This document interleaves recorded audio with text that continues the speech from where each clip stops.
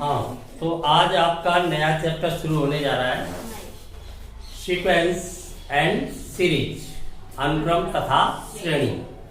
तो सबसे पहले समझ लें अनुक्रम क्या होता है, श्रेणी क्या है। सीक्वेंस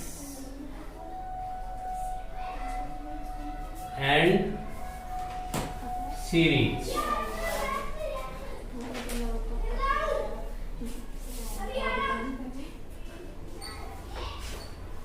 अनुक्रम तथा श्रेणी। यहां दो शब्द है, एक है अनुक्रम, एक है श्रेणी। तो सबसे पहले हम अनुक्रम का मीन्स जानते हैं। अनुक्रम क्या है? अनु गामी, पीछे पीछे चलने वाला। अनुक्रम यानी किसी निश्चित नियमानुसार राशियों का प्राप्त होना, अनुसरण करना। अनु क्या है? अनु एक प्रत्यय है कि उपसर्ग है। प्रत्यय बाद में लगता है, उपसर्ग पहले लगता है। तो एक उपसर्ग की तरह कार्य कर रहा है यहाँ पर। अनुक्रम यानी किसी निश्चित नियम का पालन करते हुए आगे बढ़ना विभिन्न राशियों का। तब ऐसा पैटर्न, ऐसा प्रतिरूप, ऐसा प्रतिमान, कुछ भी कहें, ये पैटर्न क्या कहलाता है? अनुक्रम कहलाता है। यहाँ पर कोई निश्चित नियम होना चाहिए जिस नियम के द्वारा हम अगली संख्या को बता सकें। प्रत्येक संख्या अथवा प्रत्येक राशि जो पैटर्न के अंतर्गत है वो क्या कहलाएगी? उस अनुक्रम का पद कहलाएगी, टर्म कहलाएगी।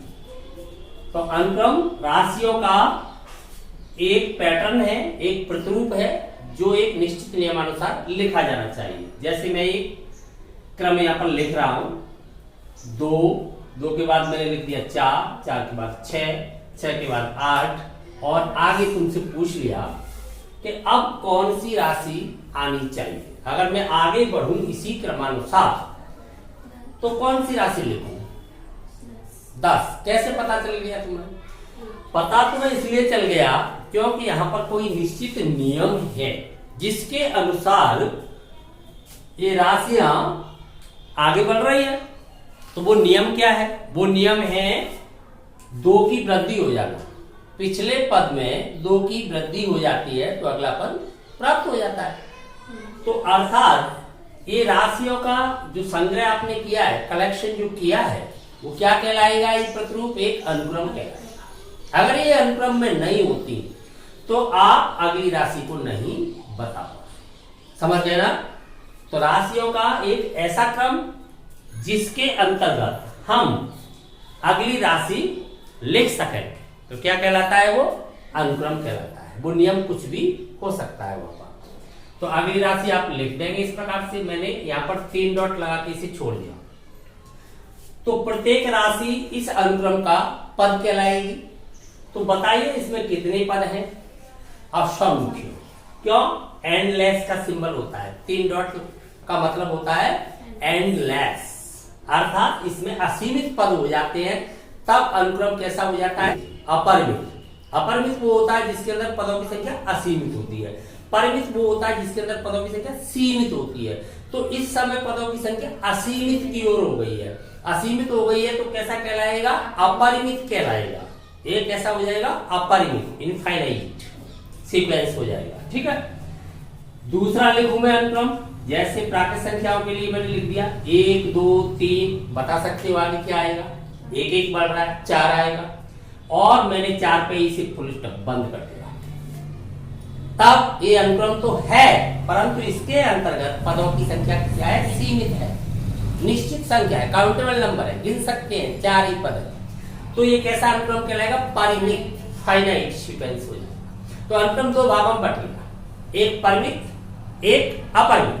परिमित वह है जिसके अंतर्गत पदों की संख्या सीमित है, अर्थात उन्हें गिना जा सकता है। अपरिमित वह है जिसके अंतर्गत पदों की संख्या असीमित है। समझ गए ना? तो ये दोनों बात समझ में आ गई।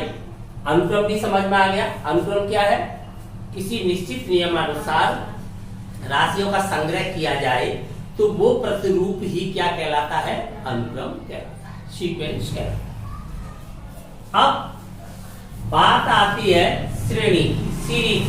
तो सीरीज को समझने से पहले हम एक विशेष प्रकार का अनुक्रम, जिसे फाइबोनैची अनुक्रम कहते हैं, उसके बारे में जानते हैं। कैसे? यहां तो आप प्रत्येक पद के लिए नियम देख पा रहे हो। इस पहले पद में, ये पहला पद कहलाएगा, ये दूसरा पद कहलाएगा, तीसरा पद कहलाएगा। पहले पद में 2 जोड़ोगे, अगला पद आएगा, इसमें 2 जोड़ने से अगला पद आएगा। ये नियम प्रथम पद से शुरू हो रहा है। कोई भी नियम यहाँ पर है, 1 की वृद्धि होना अथवा 2 की वृद्धि होना या कमी होना या मल्टीप्लाई होना, कोई भी नियम हो सकता है, वो प्रथम पद से लागू हो रहा है। ठीक है, अनुक्रम। परंतु अब एक तीसरा अनुक्रम देखिए आप। मैं यहां पर लिख रहा हूं 1, 1 के बाद मैंने यहां पर लिखा हुआ है, मान लीजिए 1, फिर मैंने लिख दिया यहां पर 2, ठीक है, फिर मैंने यहां पर लिख दिया है 4, उसके बाद मैंने लिख दिया 8। अब आप अगला पद लिखें, तो बताइए अगला पद क्या होगा? विचार कीजिए। इसके बाद इसे लिखा गया, क्या नियम रहा? इसके बाद इसे लिखा गया तो क्या नियम रहा? इसके बाद इसे आपको पता चल रहा है, इसका 2 गुना कर दिया, फिर भी पता चला इसका 2 गुना कर दिया, इसका 2 गुना कर दिया, इस नियम से आपने चला, तो फिर इसका 2 गुना क्यों नहीं किया गया? फिर यहां ये नियम पास नहीं हो रहा है। जब आपने दूसरे तरीके से विचार किया, इन दोनों पदों को जोड़ दिया, लास्ट वाले दोनों पदों को जोड़ दिया, तीसरा बन गया, ठीक है, फिर शुरू से लेकर के फिर जोड़ दिया, अगला बन गया, शुरू से लेकर के फिर जोड़ दिया, अगला बन गया। ये भी नियम बन रहा है यहां पर, समझ रहे हो? ऐसे में दूसरा अनुक्रम लिखूं, 1, समझना ध्यान से, 2, 3, आपने देखा इन 2 को 3 बन गया जोड़ के, फिर मात्र मैंने 2 को ही जोड़ा तो अगला पद 5 बन गया, मात्र 2 को ही जोड़ रहा हूं, अगला 8 बन गया। तो अगला पद तो आप लिख पा रहे हो, कोई न कोई नियम समझ पा रहे हो, यहाँ पर अगली संख्या लिख सकते हो, परंतु वो नियम प्रथम पद से लागू नहीं हो रहा। आप अगली संख्या कैसे पता लगाओगे?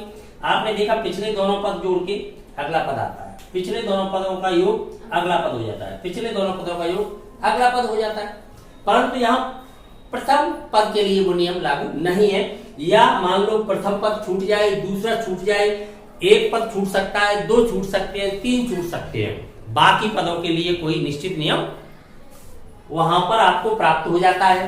तब इस प्रकार के अनुक्रम कहलाते हैं फाइबोनैची अनुक्रम। ये अनुक्रम कहलाते हैं फाइबोनैची, सीक्वेंस कहलाते हैं। फाइबोनैची क्या है?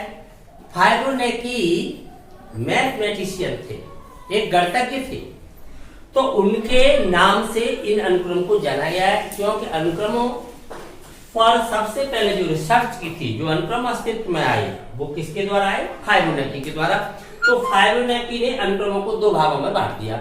इस प्रकार के अनुक्रम जिसमें प्रथम पद से कोई नियम लागू नहीं हो, एक विशेष नियम से ही प्रथम या द्वितीय या तृतीय कुछ पदों को, जो प्रारंभिक कुछ पद है, कुछ राशियां हैं, उनको किसी विशेष नियम के अनुसार लिख दिया जाए, बाकी के लिए एक निश्चित नियम आ जाए, तब वो क्या कहलाते हैं? फाइबोनैची अनुक्रम कहलाते हैं।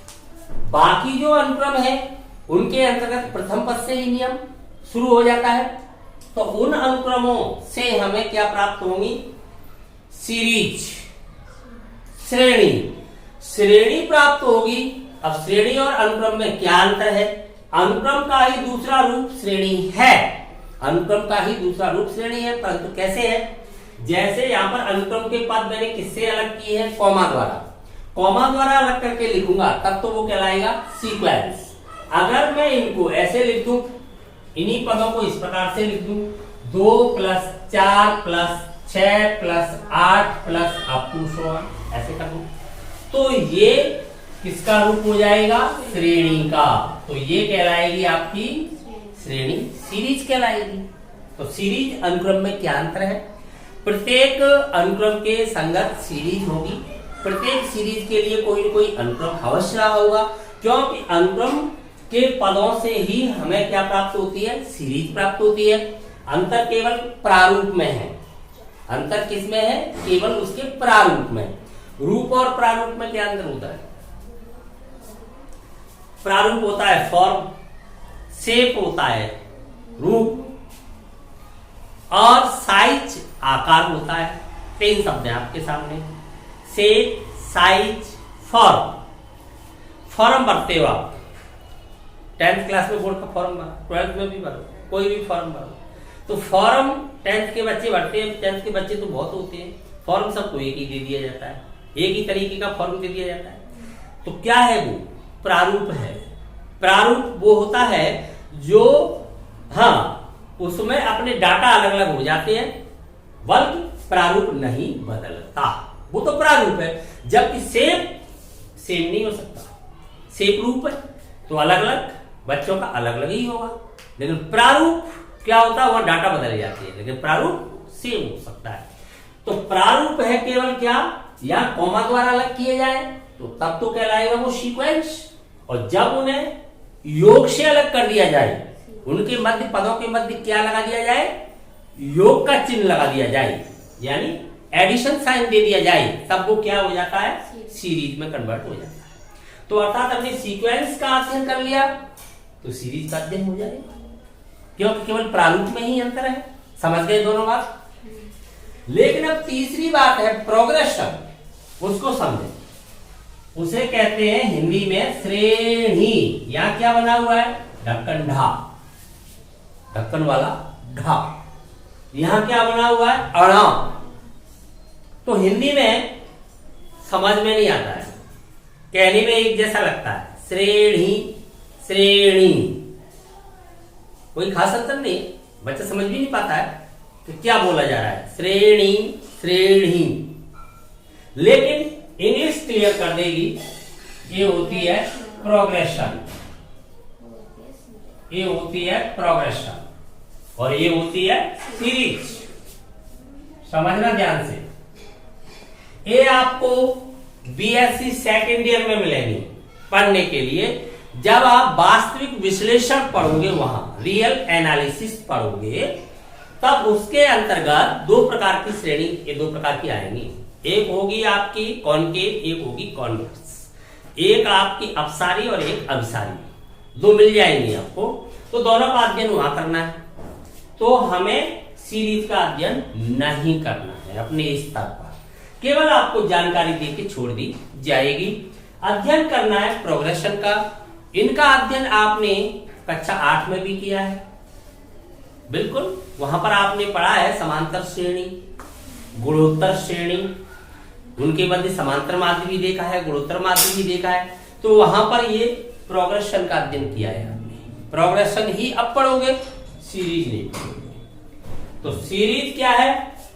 प्रत्येक अनुक्रम के संगत प्राप्त होती है, अर्थात ये फाइबोनाची अनुक्रम है तब भी सीरीज मिल जाएगी आपको, इस प्रकार का अनुक्रम है तो भी सीरीज मिल जाएगी आपको। परंतु प्रोग्रेशन एक निश्चित नियमानुसार प्राप्त अनुक्रम के पदों से ही प्राप्त होगी, जिनके लिए प्रथम पद से ही नियम लागू होता है। क्योंकि आपने देखा है प्रोग्रेशन के अंतर्गत जब भी आप योग सूत्र या कोई व्यापक पद प्राप्त करते हो तो प्रथम पद का ही यूज करते हो हमेशा। प्रथम पद का सार्वंतर का जब समांतर में जाते हो, जब गुणोत्तर में जाते हो तो प्रथम पद और सार्व अनुपात कॉमन रेशियो लेते हो, वहां पर उसका प्रयोग करते हो, तो प्रथम पद फॉर्मूला में अवश्य आता है। इसलिए प्रोग्रेशन के अंतर्गत प्रथम पद से ही नियम लागू होता है। उन्हीं अनुक्रम से जो सीरीज मिलती है वो सीरीज ही क्या कहलाती है? प्रोग्रेशन कहलाती है। तो मतलब ये निकला कि सभी प्रोग्रेशन सीरीज तो है, सभी सीरीज से प्राप्त हो रही है। ऐसी सीरीज जिनके लिए नियम प्रथम पद से ही लागू हो जाए, या तो योग निश्चित संख्या का योग या अंतर से प्राप्त होता हो, या गुणा या भाग से प्राप्त होता हो अगला पद, तो वो सब कहां आ जाती हैं? प्रोग्रेशन में। तो वो सीरीज क्या कहलाती है? प्रोग्रेशन कहलाती है। प्रत्येक सीरीज प्रोग्रेशन नहीं होती, परंतु प्रत्येक प्रोग्रेशन एक सीरीज होती है। समझ में आ गई बात? एक बार फिर रिकैप में, अध्ययन बाद में करें, पहले हम जो शब्द हमारे सामने आ रहे हैं इनका मतलब समझे, इन्हें रटे नहीं। इन तीनों में जो भेद है, जो अंतर है, उसको जान लें। सीक्वेंस क्या चीज है? अनुक्रम है, अर्थात कोई पैटर्न है, कोई प्रारूप है जो निश्चित नियमानुसार लिखा गया है। वो नियम कुछ भी वहां पर हो सकता है, क्लियर? तो सीक्वेंस दो भागों में बट गया, परिमित और अपरिमित। पदों की संख्या सीमित है, प्रत्येक राशि क्या कहलाएगी? उसका पद कहलाएगी। पदों को कॉमा द्वारा अलग किया जाता है। किसके अंतर्गत? सीक्वेंस के, कॉमा द्वारा अलग किया जाता है। ठीक है, क्लियर? कॉमा द्वारा दो भागों में कैसे बट गया?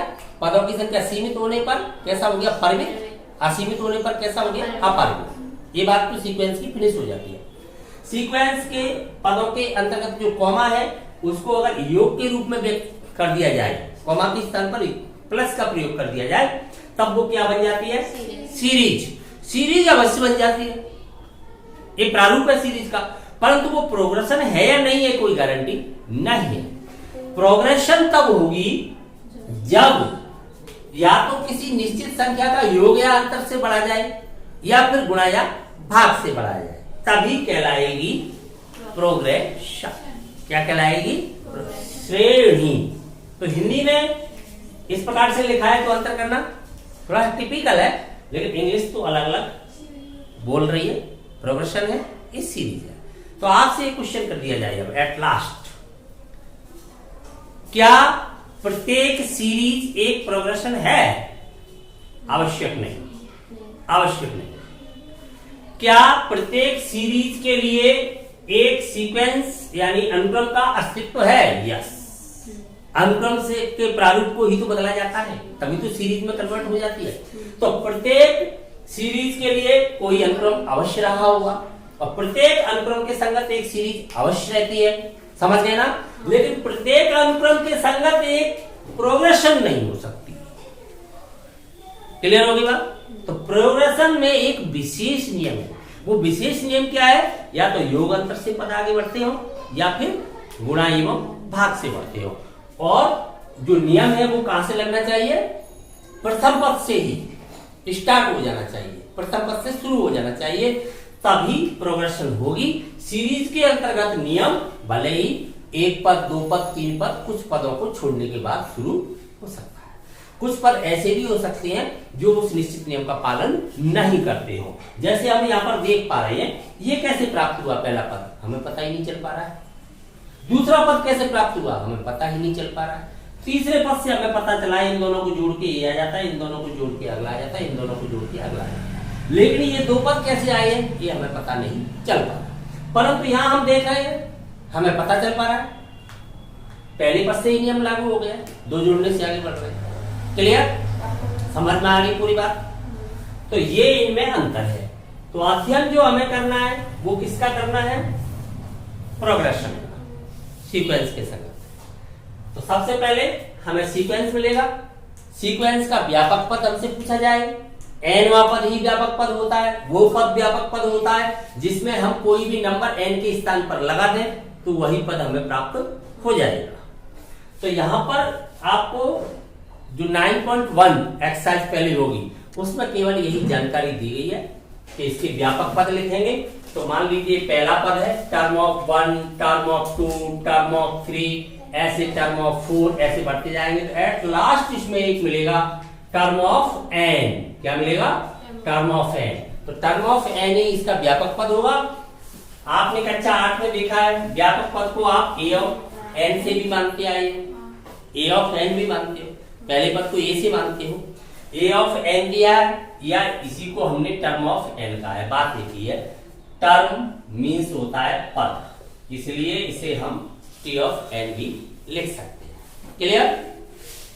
इसके बाद जब आगे अध्ययन में जाएंगे तब प्रोग्रेशन के विभिन्न रूप देखेंगे। तब हम इसे अर्थमेटिक प्रोग्रेशन, ज्योमेट्रिक प्रोग्रेशन अर्थात समांतर श्रेणी, गुणोत्तर श्रेणी के रूप में वर्गीकृत करेंगे। 9.1 के अंतर्गत हमें केवल अनुक्रम और सीरीज उसके प्रारूप में बदलना है, बस इतना ही अध्ययन है यहाँ। उसके बाद आगे प्रोग्रेशन पढ़ेंगे। समझ में आ गई पूरी थ्योरी? क्लियर?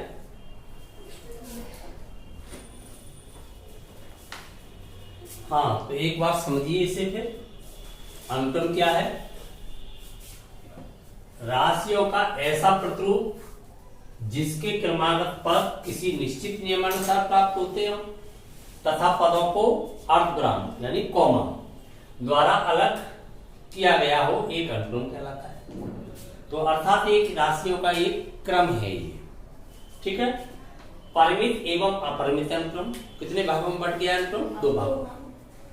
पदों की संख्या सीमित होने पर परिमित एवं पदों की संख्या असीमित होने पर अनुक्रम कैसा हो जाता है? अपरिमित। प्रत्येक राशि जिन्हें कोमा द्वारा अलग करके लिखा गया है निश्चित नियमानुसार, वो राशि उस अनुक्रम का क्या कहलाती है? पद कहलाती है। क्लियर होगी बात? ठीक है। व्यापक पद कौन सा पद है? जिसके द्वारा हम किसी भी पद को प्राप्त कर सकते हैं। एन पद को ही व्यापक पद कहते हैं। इसे हम ए लोअर सफिक्स में एन लगा हुआ है पद संख्या या term of n t of n द्वारा रिप्रेजेंट करते हैं। सीरीज क्या है? अनुक्रम के पदों को योग द्वारा अलग करते हुए लिखने पर प्राप्त प्रारूप ही क्या कहलाएगा? सीरीज कहलाएगा। तो अनुक्रम और सीरीज में कितना अंतर है? कॉमा और प्लस, प्रारूप का अंतर है। प्रारूप बदल जाता है तो वो क्या कहलाता है? सीरीज कहलाता है। कन्फर्म? आगे प्रोग्रेशन को समझिए। वह अनुक्रम जिसके सभी क्रमागत पदों में समान अंतर हो अथवा समान अनुपात हो, सभी में प्रारंभ से लेकर के, तब तो उसके संगत प्राप्त क्या होगी? सीरीज तो होगी, सीरीज तो होती है, लेकिन वो सीरीज क्या कहलाएगी?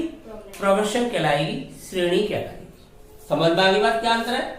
तो योग के रूप में तो प्रोग्रेशन को भी लिखा जाएगा, परंतु यहाँ पर क्या होगा? समान अंतर होगा, तब उसे हम समांतर श्रेणी, गुणोत्तर श्रेणी, अलग अलग समांतर गुणोत्तर में जब हम डिवाइड करेंगे तो किसे करेंगे? सीरीज को नहीं करेंगे, प्रोग्रेशन को करेंगे। क्लियर? अब एक विशेष अनुक्रम है फाइबोनाची अनुक्रम। यहाँ क्या है? ऐसे अनुक्रम जिनके प्रारंभ के कुछ पद किसी विशिष्ट नियमानुसार, अर्थात प्रारंभ के कुछ पद से तात्पर्य है 1 पद हो, 2 पद हो, 3 पद हो, कितने भी हो सकते हैं, उनके लिए कोई विशिष्ट नियम हमें प्राप्त नहीं हो रहा। वो तो किसी विशिष्ट नियम से दिए गए हैं जिनके बारे में हमें जानकारी नहीं है, वहां हमें मिल रहे हैं, प्राप्त होते तथा शेष पद जो आगे वाले पद हैं, शेष का मतलब जो आगे वाले पद हैं, वो किसी निश्चित नियमानुसार, वहां हमें नियम पता चल जाएगा। ठीक है, आगे हम बढ़ सकते हैं। तो इस प्रकार के अनुक्रम को हम क्या कहते हैं? फाइबोनाची अनुक्रम कहते हैं। अब फाइबोनाची से डरने की जरूरत नहीं है कि फाइबोनाची कौन सी वाला है, कोई वाला नहीं है। फाइबोनाची के बारे में जान लेते हैं। फाइबोनाची एक गणितज्ञ थे, तो उनके नाम से ही इस प्रकार के अनुक्रमों को जाना जाता है। केवल आपको ये प्रारंभिक जानकारी दी जा रही है अभी, फिर धीरे धीरे हम जैसे चैप्टर के अंदर अंतर्गत जाएंगे, टॉपिक बदलते जाएंगे, अध्ययन आगे बढ़ता चला जाएगा। ठीक है, क्लियर? समझ में आ गया? हाँ, पहला क्वेश्चन 9.1 से हमें nवां पद दिया गया है किसी अनुक्रम का, हमें उस अनुक्रम के प्रथम 5 पद फाइंड करने हैं।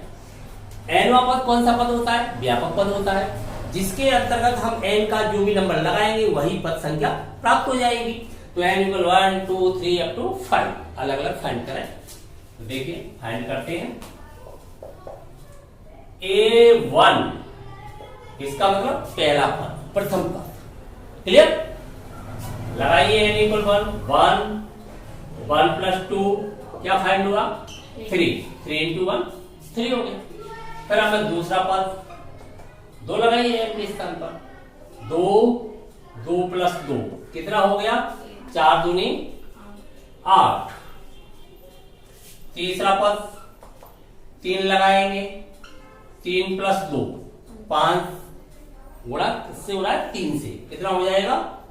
15। चौथा पद 4 4 + 2 कितना हो जाएगा? 24। इसी प्रकार से पांचवा पद 5 5 + 2 कितना हो जाएगा? 35। क्लियर? समझ में आया?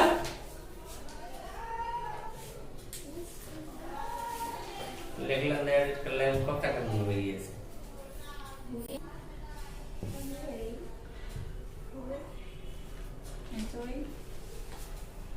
दूसरा क्वेश्चन, यहां पर भी हमें व्यापक पद दिया गया है। प्रथम 5 पद हमें ज्ञात करने हैं। A1 1/1 + 1 कितना हो गया? 1/2। 2 लगाइए, 2/2 + 1 2/3।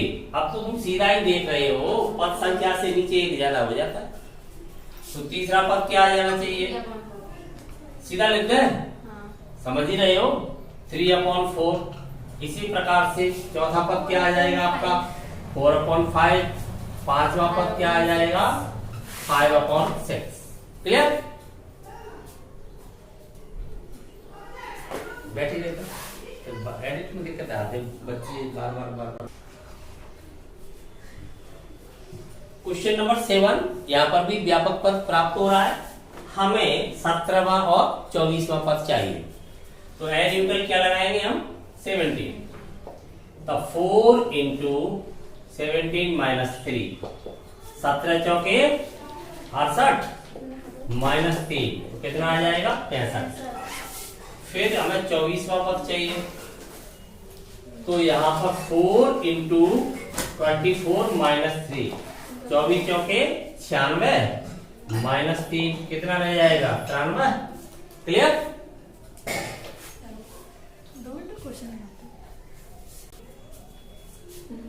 क्वेश्चन नंबर 11, यहाँ पर हमें प्रथम पद सीधा दिया गया है, अर्थात ये किसी विशिष्ट नियम से आ रहा है।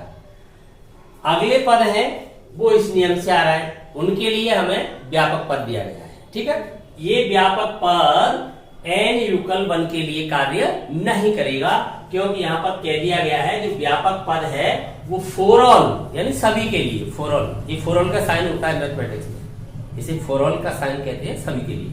सभी एन क्या है पद संख्या, पद संख्या क्या होती है, हमेशा एक नेचुरल नंबर होती है जो एक से ऊपर अर्थात दूसरे पद से शुरू होगा, व्यापक पद का नियम। ठीक है, पहला हमें ज्ञात करना ही नहीं है, क्योंकि पहला तो ऑलरेडी हमें दिया गया है, तो 2 से शुरू हो जाएगा, तो हम दूसरा पद सीधा फाइंड करें, 2 लगा सकते हैं इसमें, क्योंकि n इज ग्रेटर देन 1 है, तो दूसरा पद प्राप्त करेंगे, 2 लगाए n के स्थान पर, 2 लगाइए तो 2 माइनस 1, या 2 लगाओगे तो क्या हो जाएगा 2 माइनस 1 प्लस 2। आगे सॉल्व करें, इसे सॉल्व करोगे तो देखो क्या आ जाएगा 3a1 रह गया ना, 2 माइनस 1 a1 प्लस 2, a1 का मान आपको सीधा प्राप्त है, लगा दीजिए वहां पर, तो a2 प्राप्त हो जाएगा इससे।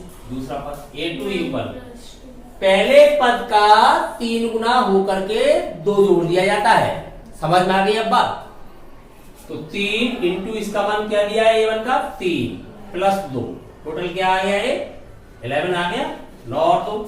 इसी प्रकार से हम क्या प्राप्त करें, तीसरा पद प्राप्त करें, वही लगाएंगे व्यापक पद में, तो 3, अब तो समझिए 3 लगाओ तो क्या रह जाएगा 2 रह जाएगा, तो a2 प्लस 2 क्या प्राप्त हो जाएगा 3 इंटू, अब a2 आपके पास आ चुका है, पिछले पद का 3 गुना करके 2 जोड़ने से अगला पद प्राप्त हो रहा है। अब नियम क्लियर हो गया आपका, पिछले पद का 3 गुना करके 2 जोड़ने से अगला पद प्राप्त होता जाएगा, लेकिन ये नियम कहां से लागू होगा, दूसरे पद से, पहले पद के लिए नहीं, क्योंकि पहले पद से तो कोई पद ही नहीं है आगे, तो वो हमें किसी विशिष्ट नियम से दे दिया गया है।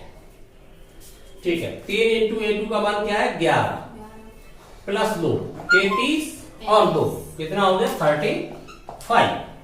अब चौथा पद ज्ञात करें, तो क्या हो जाएगा 3a3, अब तो समझ ही गए आप, यहाँ पर एक कम हो जाता है, प्लस 2, तो 3 इंटू करें इसका 35 का 3 गुना कितना होता है 35 का 105 107 हो जाएगा। क्लियर? एक पद और प्राप्त करना है भैया आपको a5, तब क्या हो जाएगा 3a4 प्लस 2, a4 की वैल्यू क्या आई आपकी 107 प्लस 2 कितना हो गया ये 321 323। 5 पद प्राप्त हो गए, आपको प्रथम 5 पद ज्ञात करने थे, फिर संगत श्रेणी भी लिखनी है। किसी अनुक्रम के संगत श्रेणी लिखते हो तो किसके रूप में व्यक्त करते हो, योग के रूप में, पदों के मध्य में क्या लगा दोगे योग, योग लगाते हुए लिख दोगे तो क्या प्राप्त हो जाएगी श्रेणी। क्लियर? तो संगत श्रेणी लिखे हैं, संगत श्रेणी।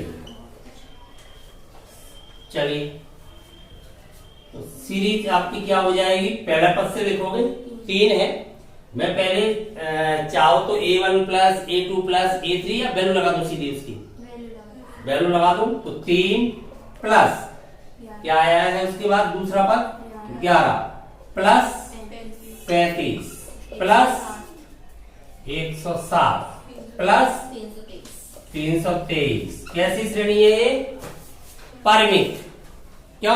प्रथम 5 पद कहा है हमसे, अब ये तो बताया नहीं है यहाँ पर, लेकिन कह दिया है, हमें पता चल रहा है n इज ग्रेटर देन 1 के लिए कार्य करता रहेगा।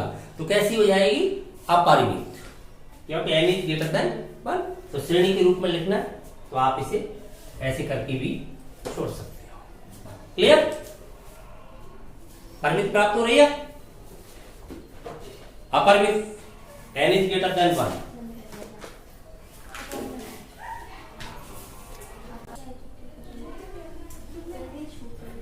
हाँ, 14वां क्वेश्चन, लास्ट क्वेश्चन है। देखिए यहाँ पर ये कैसा अनुक्रम दिया गया है? फार्मूलेकी। क्यों? कैसे पता चल गया तुम्हें फार्मूलेकी है?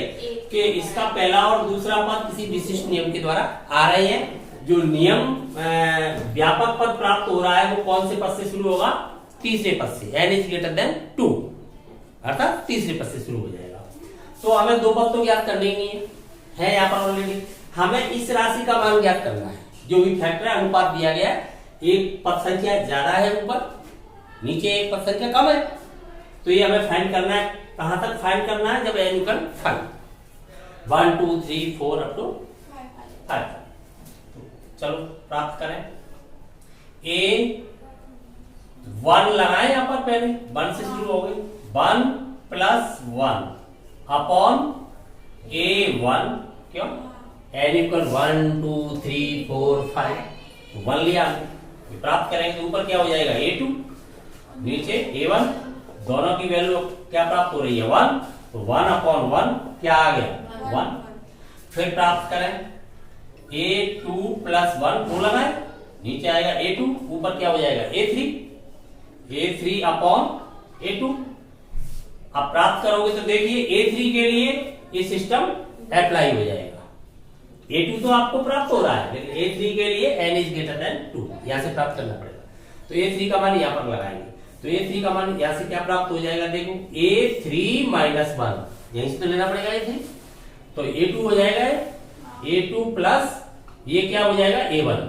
समझ गए ना? या 3 लगाओगे तो 3 माइनस 1 a2 हो गया, ये 3 माइनस 2 a1, अर्थात पिछले दो पदों के योग से अगला पद प्राप्त होगा तीसरे पद के लिए, अपॉन a2। a2 का मान आपके पास है, a1 का मान भी आपके पास है, दोनों का मान रखिए। 1 प्लस 1 अपॉन 1, क्या प्राप्त हुआ? 2 अपॉन 1 यानी 2। क्लियर? फिर आपको प्राप्त करना है a3 प्लस 1 अपॉन a3, ये क्या हो जाएगा? a4 के लिए नियम वहीं से स्टार्ट होगा।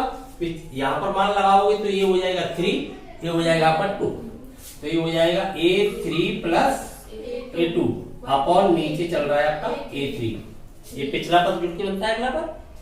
तो a3 का मान आपके पास आ चुका है, कितना आ चुका है? a3 का मान यहां से देख लो ना, यही तो a3 का मान है 2। तो 2 बटे 1, हाँ 2 प्लस 1, a2 है ना साथ में, बटे 2, कितना हो जाएगा? ये 3 बटे 2। क्लियर? अब प्राप्त करना है a4 प्लस 1 अपॉन a4। ठीक है, क्या होगा ये a4 के लिए? बताओ। यहां मान लगाओगे आप, a4 प्राप्त करने 3 प्लस क्या? 4 प्लस 1 5 हो गया ना? a4 प्लस 1 आपका क्या हो गया? यहां लगाओ ना मान, a आपने यहां पर मान लगाया है a2, तो ये आया है आपका a3 बन चुका ना। तो अगला स्टेप लो ना, 5 हो गया ना। पहले ये स्टेप बीच में कट कर दिया, ये डायरेक्ट लिख दिया है। ये हमने a3 प्लस 1 जो निकाला है यहाँ पर, तो इसे डायरेक्ट a3 प्लस a2 लिख दिया है, a4 सीधा यूज कर दिया, इसीलिए कंफ्यूज हो गए आप। यहाँ तो मैंने लिख दिया a3 अपॉन a2, यहाँ मैंने a4 नहीं लिखा, सीधे a4 की वैल्यू के लिए कर दिया है, स्टेप सीधा ले लिया है। समझ रहे? सीधा स्टेप नहीं ले पा रहे तो आप इसे ऐसे लिख लें, a5 अपॉन नीचे क्या हो जाएगा? a4। अब तो क्लियर है? अब a5 लगाओगे तो क्या आएगा? a4 plus a3। अब समझ में आ गई बात? Upon a4। चलिए a4 आपके पास कितना आया है? a4 है टोटल, a4 का मान 3 है, यहां से सीधा उठाए इस मान को, 3 प्लस A3 आपके पास ये सीधा प्राप्त हो रहा है 2। A4 तो आपको सीधा प्राप्त हो रहा है, ये 4 है 3। कितना हो जाएगा आपका 5/3। अब एक और प्राप्त करना है आपको, A5 + 1 अपॉन A5। मैं लिख देता हूँ इसे, A6 हो जाएगा ये अपॉन A5। ये मतलब 1% ज्यादा है ना ऊपर, देख नहीं रहे हो n+1 है ऊपर, तो ये क्या हो जाएगा A5 A4, पिछले पदों का योग A5। चलिए A5 यही वैल्यू है आपकी, 5 + 3 वो अपॉन में आ गई है वैल्यू अपॉन A5, तो ये हो जाएगा 8/5। समझ गए ना सिस्टम, वही वैल्यू अपॉन में आ जाती है पिछले पद की, अर्थात सीधा देख ले आप, इन दोनों का जोड़ करके ऊपर आ जाता है, इन दोनों का जोड़ करके तो फिर ऊपर आ जाता है। सीधा समझे आप एक बात, इन दोनों का जोड़ करके यही तो आ जाता है ऊपर, फिर इन दोनों का जोड़ करके यही आ जाता है, इन दोनों को जोड़ देते हैं यही आ जाता है। क्लियर, समझ में आ गया, कोई शक?